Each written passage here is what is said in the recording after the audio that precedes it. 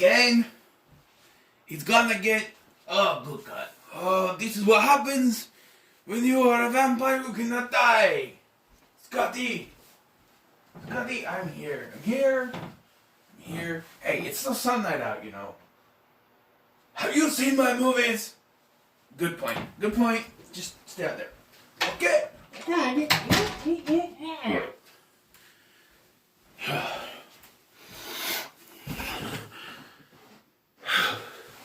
Don't think it, don't say it. Don't think it, don't say it. Don't think it, don't say it. Don't think it, don't say it. Don't think it, don't say it. Don't think it, don't say it. Say it. Don't say it.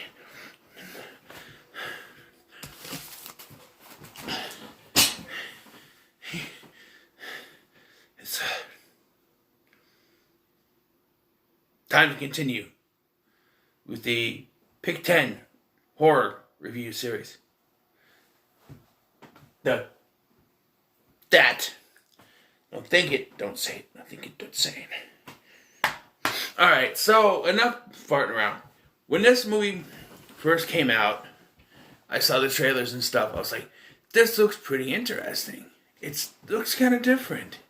You know, it's got Douglas Smith. I knew him from Percy Jackson and the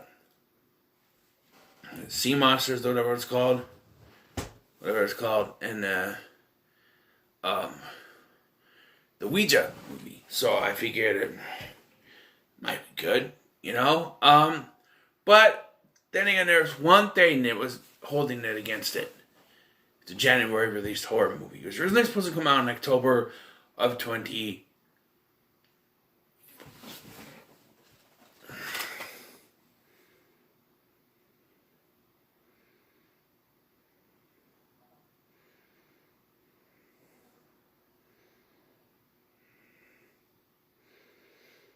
I believe it was supposed to come out in October of 2016, wasn't released until January of 2017. And there is a problem, because that means they didn't have enough faith in it to make it in October. So they put it here. It's what they do with a lot of January horror movies, where they say, oh, we don't think it's going to go well against other October horror movies, so we'll just shove it in January. Sometimes you get a gem, like Insidious, The Last Key, and I think Fantasy Island can put in there because I really like that movie. But this one, I think it's okay, but there is some problems with it. Like, I'm not even, as you notice, there are films that I like that I still point out the problems to because there are problems with it. I'm not just going to ignore it because I like the movie. My ears ring. This film tells the story of three friends. Well, it's a guy and his girlfriend and his best friend who he's known all his life. And they move into this house together off campus, even though they're like 30. And Douglas Smith was exactly 30 years old when he did this film. So, yeah. I guess he's got a young enough looking face. I guess you could do that with actors that look young. I mean, Charisma Carpenter was like 29 when she was cast in Buffy. She didn't look like she was a teenager by any means, but I'm just saying. So anyway, the Bye Bye Man. I said it!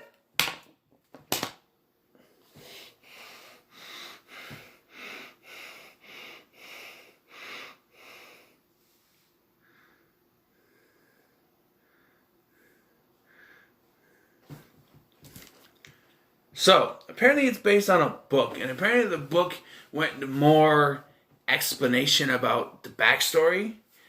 Here, you don't get jack shit. It starts off with Leigh Whannell, it's that Leigh Whannell, the director, and the writer from Saw, the director of Upgrade, and The Invisible Man. Which that's another one, The Invisible Man, that was released in January, that it was pretty good. But, so he's toting around the shotgun. And he's asking people if they said the name to anyone. And he's going around.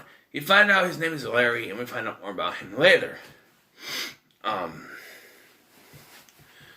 Then we cut to these two moving into what we find out is Larry's old house.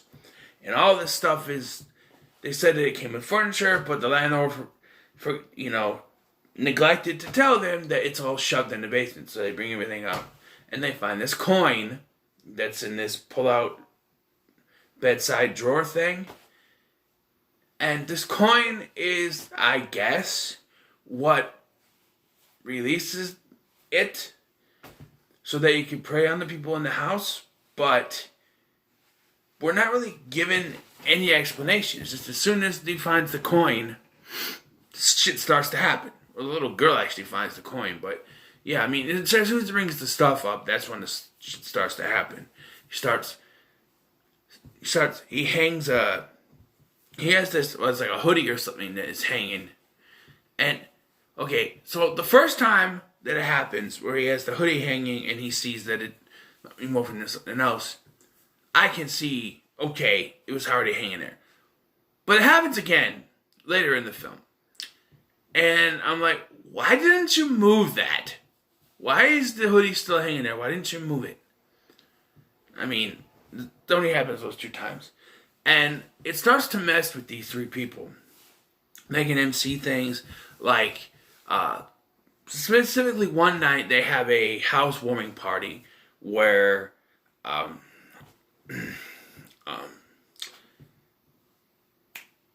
what's his name? Douglas Smith's character, I forget his name, Elliot. His brother, played by Michael Trucco, and if you're trying to put the math together, now, if you think of Michael Trucco and Douglas Smith, they could absolutely be related as brothers.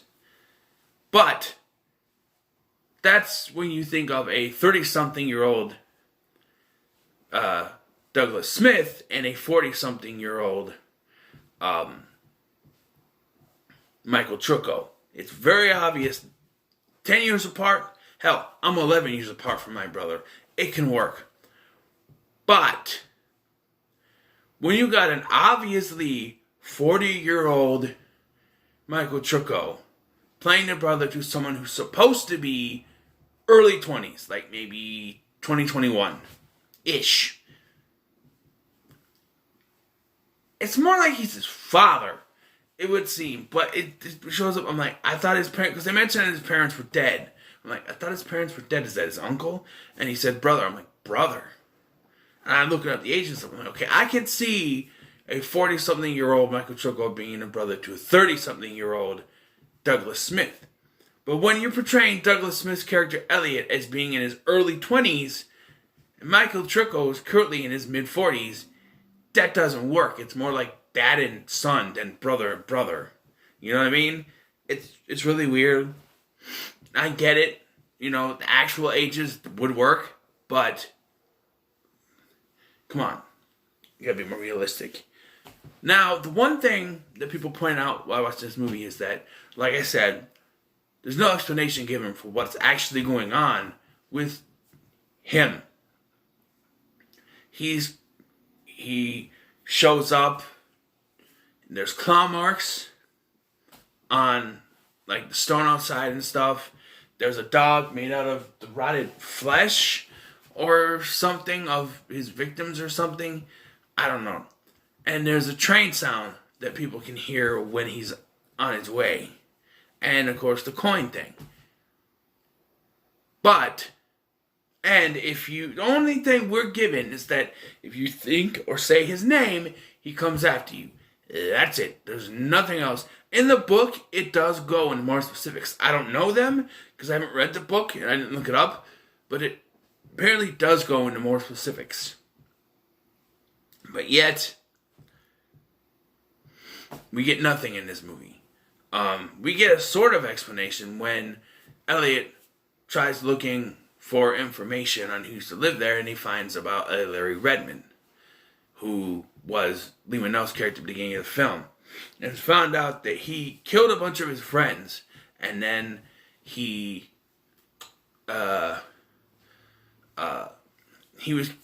with that rifle, he was killing people who knew the name, because if they know the name, it will come after them. He was the only one left who knew the name, So he went to shoot himself, but he was all out of bullets. So he drank the Drano, or whatever it was.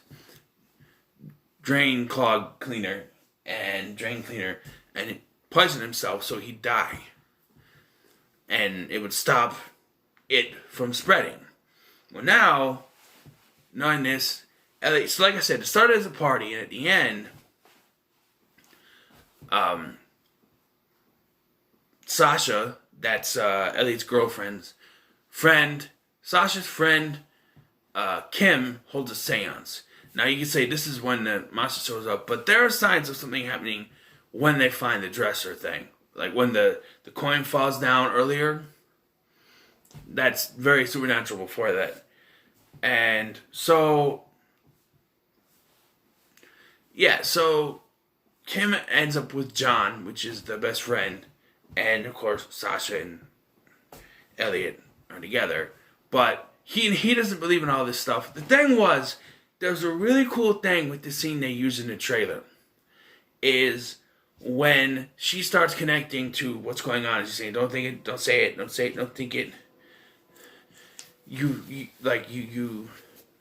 start talking about it, and they're like, about what? And then when Douglas Smith in the trailer says, the Bye-Bye Man, his eyes glow. Took that out of the movie, and now he just says, the Bye-Bye Man, there's a jump scare. You could have kept that eye thing, the Bye-Bye Man, his eyes glow when he says it, and got rid of the jump scare. And it would have worked better than just saying, Bye-Bye Man. What's that? It's...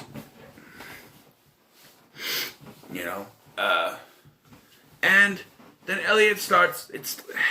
Some of the stuff that it does is really weird. Like, he sees Sasha leaving the library, supposed to pick her up, or he was at the library looking up stuff, and apparently he was there for hours. And once he finally leaves, he goes and sees Sasha getting in the car with John, and he's yelling at them. And they don't hear him for some odd reason. It also makes him paranoid and thinking that there's like an affair going on between the two of them. Even though there has been nothing to indicate that. There's one scene that he wasn't even in the room for. And that's when they're walking down to the basement. And she trips and he grabs her. He's like, oh, you okay? That's it. That's it. There is literally nothing else before the stuff happens that would ever indicate that there could be something between them. And he's not even in the room. He's not even in the same place they are when that scene happens. So it makes no sense that he's paranoid. And then all of a sudden Sasha's having visions of John being all topless. And oh, look at me, I'm a sexy man type stuff. Which dumbfounded me. Does that mean she has some feelings for him? Are we supposed to believe that? Or what? I don't get it. There's no explanation for anything. Like I said, I like this movie, but there are things in this film that confuse me. We don't get any answers to anything. Why are they seeing this stuff? There's a twist at the end. It's kind of confusing, and I wish it had played out like it looked. So, eventually, so on this journey, people who have heard the name are Elliot, Sasha, John, Kim, and the librarian who was there when he was checking out the information. Alright? And the librarian's family, who she kills. So, because the rule is, if you tell anyone, they have to die so they can't spread the name. So Kim told her roommate and she bludgeoned her with a hammer. And then she kills Elliot and they meet up, and as they're driving by train tracks, Kim sees someone on the train tracks that's not really there, but they get hit by the train. So she runs off, and then Elliot finds the bloody hammer in her purse and runs after her with it, making it look like he was chasing her with the hammer. Now, according to the driver of the conductor of the train that hits her, because she gets, like, you see it in the trailer, well, the thing looks like it's coming at her and she goes, yeah, that hits her. And then the conductor says, oh, he was chasing after her, apparently told the cop, played by, or detective, whatever, played by Carrie-Anne Moss, that,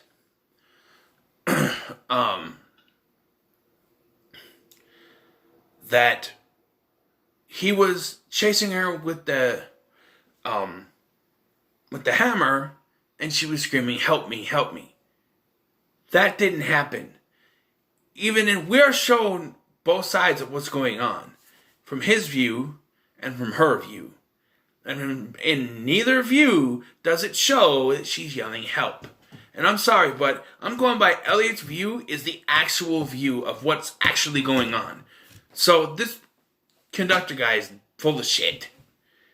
I'm sorry, he is. And then, this whole thing, this is why I don't like cops in movies, because she automatically believes she has her man, and she's like, oh, no, you like, he wants to go home. And he's like, no, you come, you talk to me. You come and talk to me. We're going to come, you come downtown, we'll have a little talk. And he's like, no, I need to get home. No, you just come have a little talk with me. You just come have a little talk with me.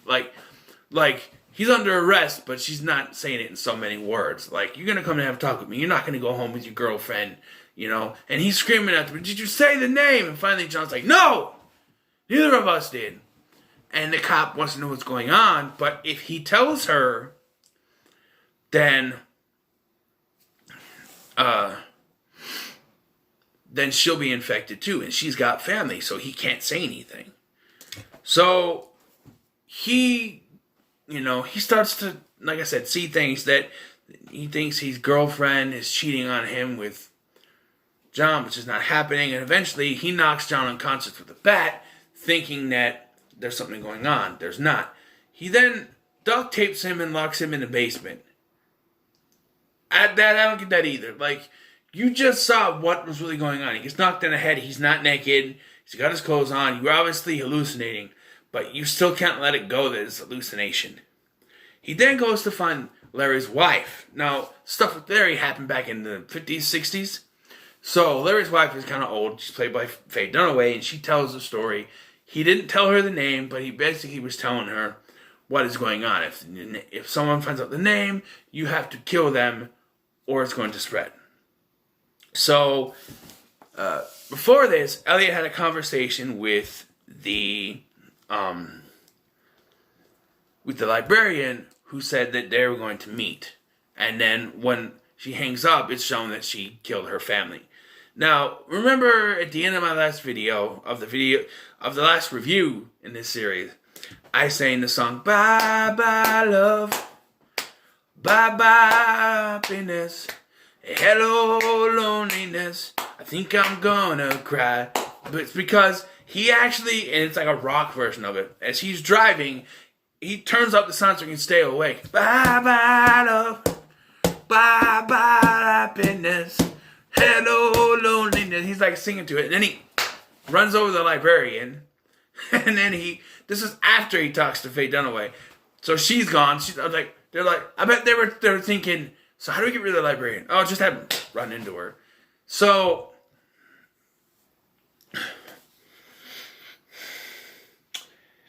and I'm going to go by the cops on this at the end, because it's more bullshit.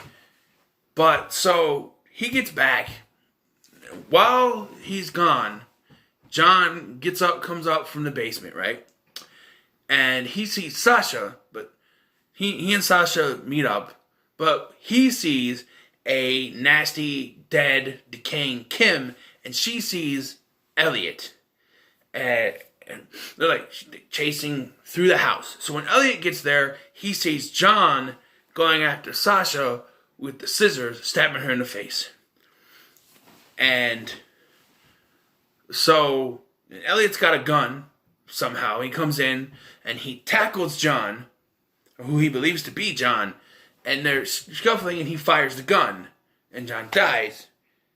And it's a good shot, because you see John fall under the camera, and then when it's lifted back up, it's Sasha, revealing that he actually shot his girlfriend. And John is left for dead.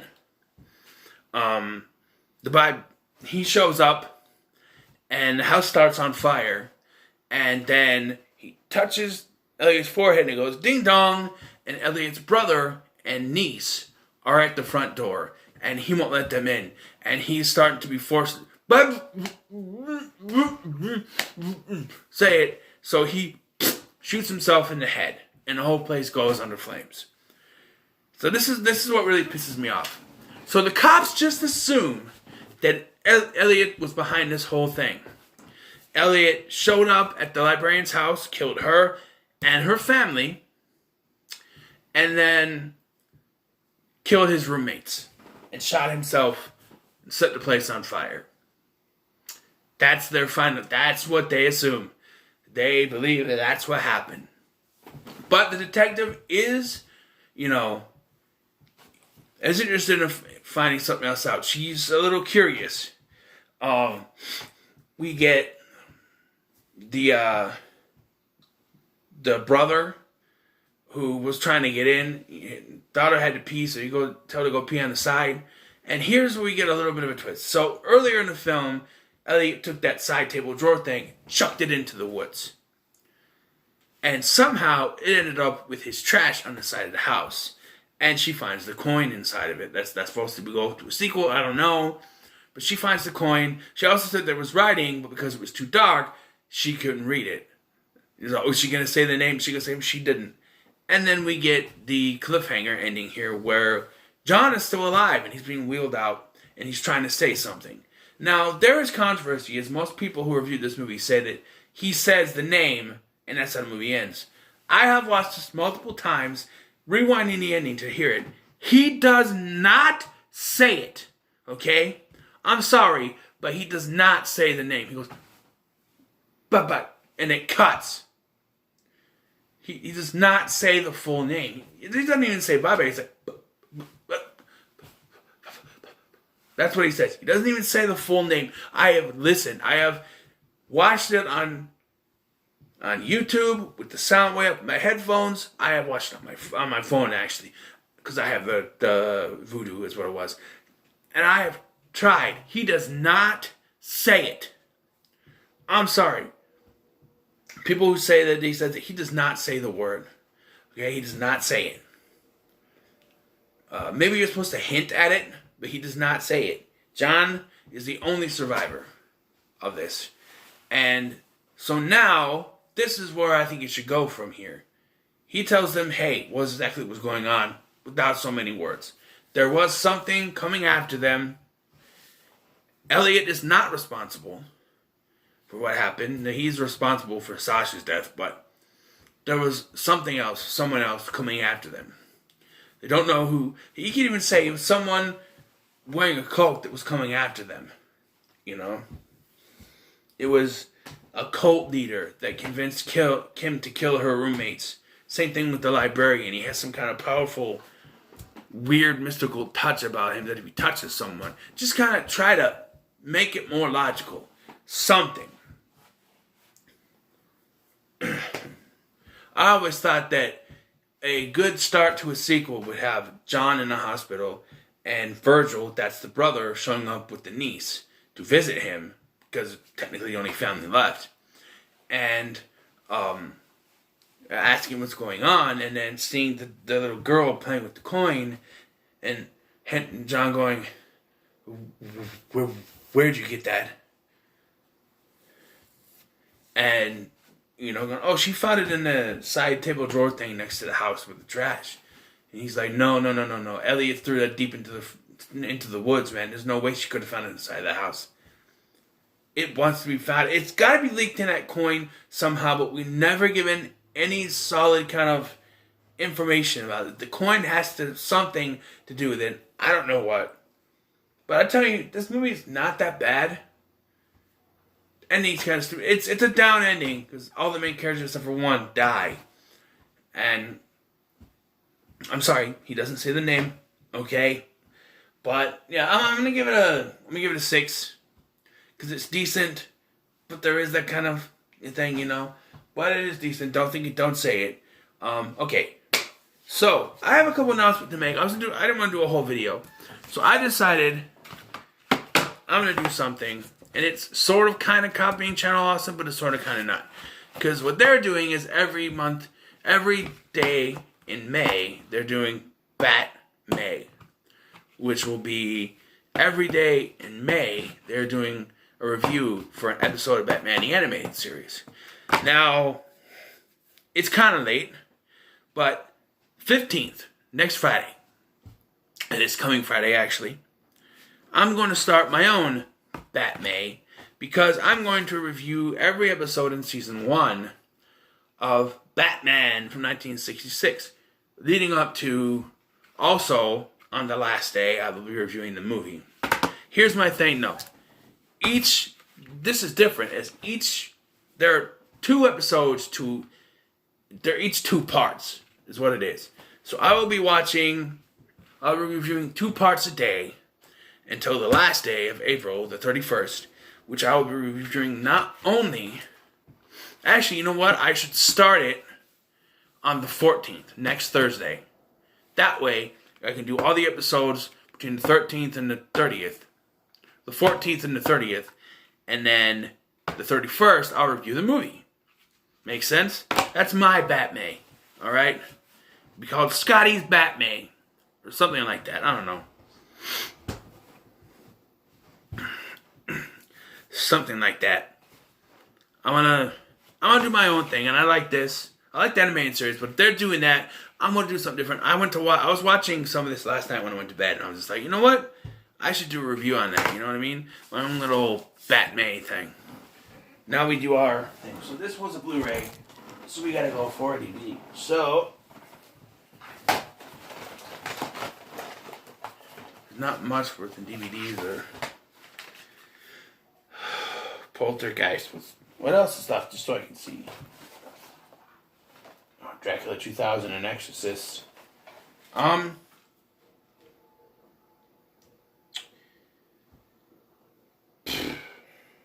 Yeah, okay. I picked Poltergeist.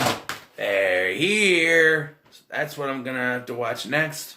It's my first watch, so I've seen the remake. Have not seen this one, so remake was not scary at all. So we'll see how this one goes. So like, share, and subscribe. I've been Scotty. See you in the next one.